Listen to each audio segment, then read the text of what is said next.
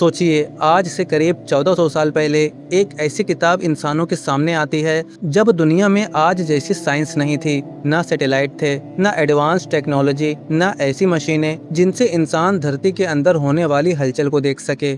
उस वक्त अगर कोई आपसे कहता कि जिन पहाड़ों को तुम अपनी आंखों के सामने बिल्कुल एक जगह पर खड़ा देखते हो वो असल में चल रहे हैं, तो शायद आप भी यही कहते, ये कैसे हो सकता है। लेकिन कुरान की एक आयत को पढ़कर एक गैर मुस्लिम शख्स के मन में भी बिल्कुल यही सवाल आया। वो हैरान था, आखिर 1400 साल पहले किसी इंसान को ये बात कैसे पता हो सकती थी। और जब उसने इस आयत को आज की साइंस के हिसाब से समझने की कोशिश की तो उसका कहना था कि वो पूरी तरह हैरान रह गया। उसने कहा, ये बिल्कुल अनबिलीवेबल है।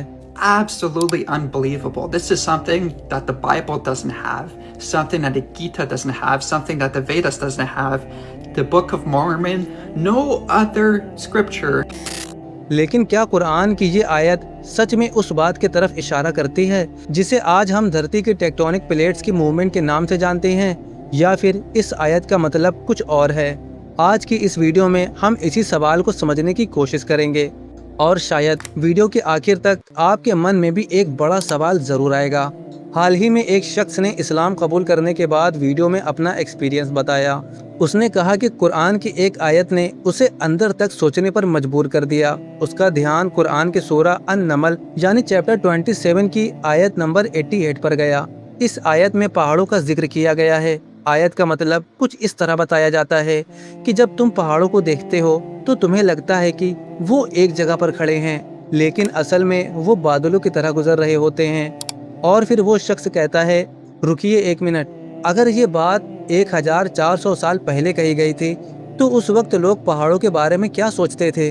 आम इंसान जब किसी पहाड़ को देखता था तो उसे क्या दिखाई देता था? एक बहुत बड़ा सवाल, एक ऐसी चीज़ जो हजारों सालों से अपनी जगह पर खड़ी है। आज भी पहाड़ वही हैं, कल भी वही थे और आने वाले लंबे वक्त तक भी वही रहेंगे। इसलिए उस वक्त लोगों को लगता था कि पहाड़ अपनी जगह से बिल्कुल नहीं हिलते। लेकिन कुरान की इस आयत में कहा गया है कि जो पहाड़ तुम्हें एक जगह पर खड़े हुए दिखाई देते हैं वो असल में चल रहे हैं। और यहीं से शुरू होता है इस शख्स का सबसे बड़ा सवाल। वो अपनी वीडियो में कहता है, आपको कुरान की ये आयत ज़रूर सुननी चाहिए। उसके बाद वो सूरा 27 आयत 88 का मतलब बताता है और फिर कहता है, ये आयत 1400 साल से भी पहले सामने आई थी। उस वक्त लोग मानते थे कि पहाड़ हमेशा एक जगह पर रहते हैं, लेकिन कुरान कहता है कि पहाड़ चलते हैं। अब यहाँ एक बहुत बड़ा सवाल उठता है, क्या पहाड़ सच में चलते हैं? अगर आप किसी पहाड़ के सामने खड़े होकर उसे देखेंगे तो आपको बिल्कुल ऐसा नहीं लगेगा। वो पहाड़ आपकी आंखों के सामने बिल्कुल एक जगह पर खड़ा दिखाई देगा। आप आज उसे देखेंगे, कल भी वो वही होगा। 10 साल बाद भी शायद आपको उसमें कोई बड़ा बदलाव नजर नहीं आएगा। लेकिन यही धरती की सबसे दिलचस्प बातों में से एक है। धरती पर कुछ बदलाव इतने धीरे धीरे होते हैं कि इंसान अपनी पूरी जिंदगी में उन्हें अपनी आंखों से देख ही नहीं सकता। आज की साइंस हमें बताती है कि धरती की ऊपरी सतह पूरी तरह एक जगह पर रुकी हुई नहीं है। धरती की सतह कई बड़ी टेक्टोनिक प्लेट्स में बटी हुई है। ये प्लेट्स बहुत ही धीरे धीरे मूवमेंट करती रहती है और लाखों करोड़ों सालों में इनके हिलने से पहाड़ों और पूरी धरती में भी बदलाव आते रहते हैं। पहाड़ बनते हैं, ऊंचे होते हैं, समय के साथ घिसते हैं और धरती की सतह पर लगातार बदलाव होते रहते हैं। लेकिन ये मूवमेंट इतनी धीमी होती है कि हम इसे अपनी आंखों से सीधे नहीं देख सकते। आप आज किसी पहाड़ को देखेंगे और वो आपको बिल्कुल एक जगह पर खड़ा दिखाई देगा। आप 10 साल बाद उसी पहाड़ को देखेंगे तो भी शायद आपको कोई बड़ा बदलाव दिखाई नहीं देगा। लेकिन लाखों और करोड़ों सालों के हिसाब से देखें तो धरती लगातार बदलती रहती है। और यहीं पर उस शख्स का सवाल और भी बड़ा हो जाता है। वो कहता है, अगर पहाड़ मूवमेंट में है तो 1400 साल पहले ये बात कैसे कही गई? क्या ये सिर्फ एक इत्तेफाक था? क्या ये सिर्फ एक लकी गेस था? या फिर इसमें कोई ऐसी बात है जिस पर इंसान को गंभीरता से सोचना चाहिए? उसका कहना था, हम अपनी आंखों से पहाड़ों को चलते हुए नहीं देख सकते। फिर हजारों साल पहले किसी इंसान को ये बात कैसे पता हो सकती थी? और यही बात उसे कुरान के बारे में और ज़्यादा सोचने पर मजबूर करती है। लेकिन यहाँ हमें एक ज़रूरी बात समझनी होगी। कुरान की इस आयत को लेकर अलग अलग लोगों की अलग अलग राय है। کچھ لوگ اس آیت کو پہاڑوں کی موومنٹ اور دھرتی میں ہونے والے جیولوجیکل چینجز سے جوڑ کر دیکھتے ہیں، وہیں کچھ لوگ اس آیت کو قیامت کے دن ہونے والی گھٹناؤں سے جوڑ کر سمجھتے ہیں۔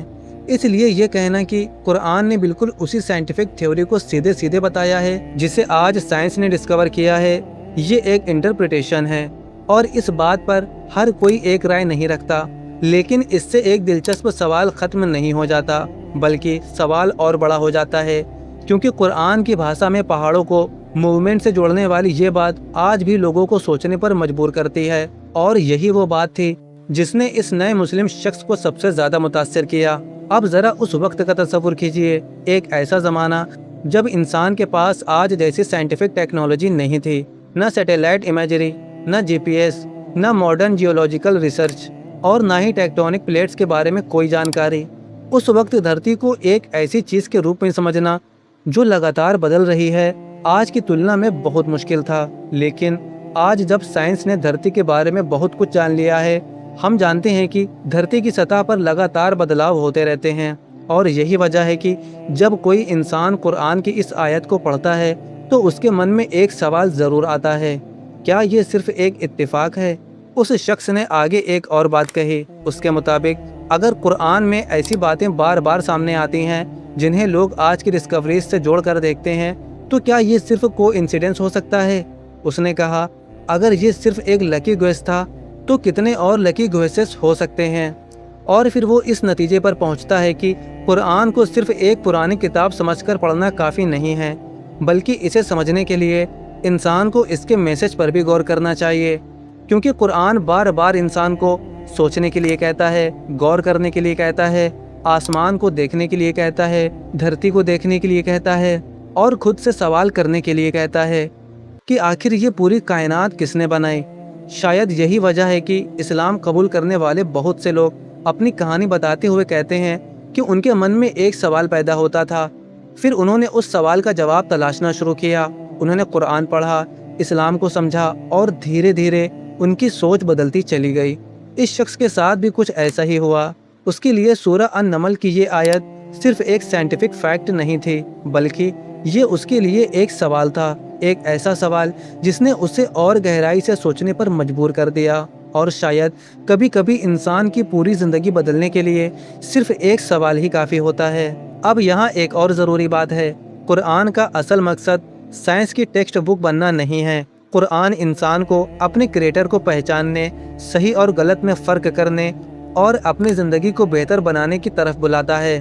لیکن جب قرآن کی کسی آیت کو پڑھ کر انسان کو اپنے آس پاس کی دنیا کے بارے میں سوچنے کا موقع ملتا ہے تو یہ اس کے لیے سوچنے اور سمجھنے کا ایک ذریعہ ضرور بن سکتا ہے، اور شاید اسی لیے آج بھی دنیا کے الگ الگ حصوں میں لوگ قرآن کو پڑھتے ہیں، اس کا مطلب سمجھنے کی کوشش کرتے ہیں، اور اس میں موجود باتوں پر غور کرتے ہیں۔ تو کیا قرآن کی سورہ 27:88 پہاڑوں کی جیولوجیکل موومنٹ کی طرف اشارہ کرتی ہے؟ کیا یہ آیت آج کی سائنس کے ساتھ کسی کنیکشن کو دکھاتی ہے، یا پھر اس کا اصل مطلب اس سے بالکل الگ ہے؟ اس کا جواب ہر انسان اپنی انڈرسٹینڈنگ اور انٹرپریٹیشن کے حساب سے دے گا۔ لیکن ایک بات ضرور ہے، 1400 سال پرانی اس آیت کو پڑھ کر آج بھی لوگ رکتے ہیں، سوچتے ہیں اور سوال کرتے ہیں، اور شاید یہی قرآن کا ایک بڑا میسج بھی ہے۔